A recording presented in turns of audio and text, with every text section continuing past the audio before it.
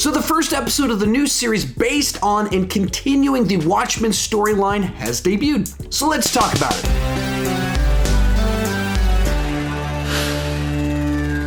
Hi, my name is Sean, and I love to talk about movies and TV way too much. With that in mind, go ahead and join me down below in the comments section. Share your take on the first episode of the Watchmen TV series. Now, to give a little background on myself, I've read the graphic novel of Watchmen probably about 3 times over the last 15 years, about once every 5 years, and I've seen the Zack Snyder adaptation a few times. This new version of Watchmen isn't a re-adaptation in the form of a TV show. It's a continuation of the story set in the present time. The Watchmen storyline took place back in the 80s in an alternate timeline with superheroes. This is set in the present time in a continuity that where those events all took place. So it's a continuation of the Watchmen storyline and attempting to kind of touch on many of the themes, the deconstruction of superheroes, the politics, all of that fun stuff, just recontextualized in the year 2019. And it is based off the ending of the graphic novel, not the film. There's very direct references to the thing from the end of the graphic novel. With that said, I'm gonna just dive in, kind of sharing my first impressions of the pilot. I'll kind of save a more in-depth kind of analysis of things until the whole season is done, because a lot of this episode very much is just putting the pieces in place, setting things up, establishing the tone, the direction, but at the same time, you get to the end of the episode and you're not really sure entirely what's going on, which is kind of a good thing and true to the original graphic novel Watchmen. So as for me, when it first started off, probably the first third of it, I wasn't entirely engaged with it. It was just kind of putting pieces out there and kind of establishing ideas of where things might be going, introducing us to characters.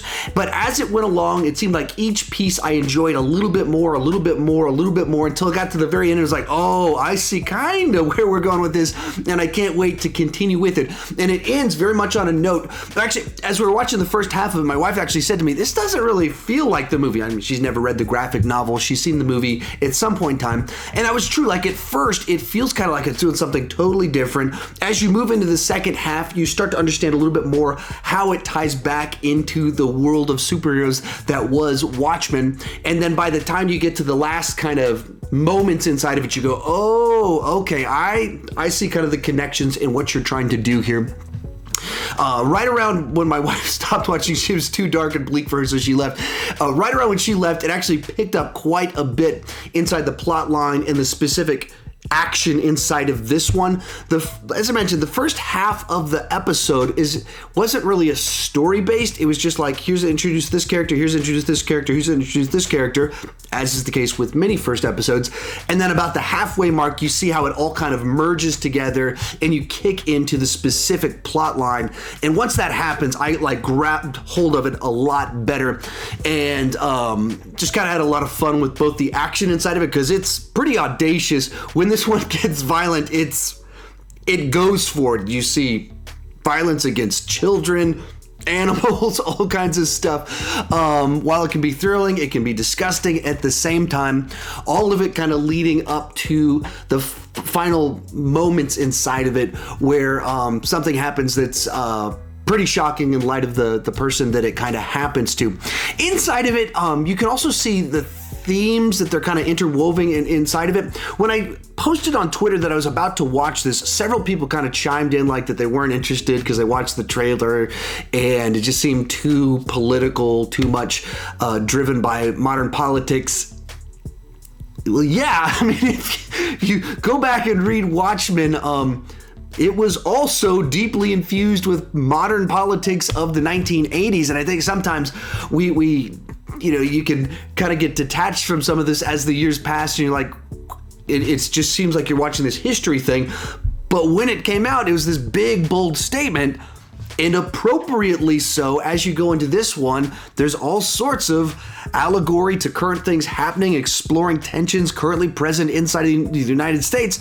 That would seem perfectly appropriate as a continuation, as a recontextualization, as a reimagining of the Watchmen storyline in 2019. But once again, it's tough to say how I entirely feel about what they were doing with all of that, because all I know is that they established certain themes and kind of who the villains will be, kind of to some extent who it is, and kind of just teasing little things to you as opposed to giving you all the answers. I mean, you get a very specific plot in the middle of this one, and then it ends on a note where you're like, I'm not really sure where this is going. They introduce a character that was very, very, very important in the original film and graphic novel, played by Jeremy Irons, but you don't really know how he factors into it. You just have this scene where you're like, oh, he is creepy and weird as ever, but you don't know how he ties into everything else that happens inside of the episode. And you think you know where a certain character at the very end ties back to an intro to it, but you really don't have a lot of answers, which is somewhat why I just wanted to kind of do freeform my thoughts on this one rather than try and do a full proper review until I know where all of this is going, how it's all going to tie together. But at the same time, as I said, I've read Watchmen many times over the years. I definitely wanted to chime in with my initial thoughts on it, and I've seen a lot of people on Twitter just immediately declaring they absolutely loved it. It's bold, it's brave, it's crazy, it's different, it's the worthy successor to Game of Thrones, all sorts of chatter like that. I'm not quite at that level of excitement, but I definitely got to the end of it. It's like, I want to see what's going to happen. I'm interested in the mystery that's established in the final sequence inside of it. But I just wasn't totally blown away by it yet. And some of that goes back to the type of storytelling where, if it's true to the original one, it's a complex narrative with these complex characters that are going to be unfolded as we go along. I'm excited to check out where all of this is going, and I'd say it's a good one. It's definitely worth checking out if you have read or are familiar with the Watchmen material. Tell me what you thought down below in the comment section. Thank you so much for watching, and keep talking movies and TV too much.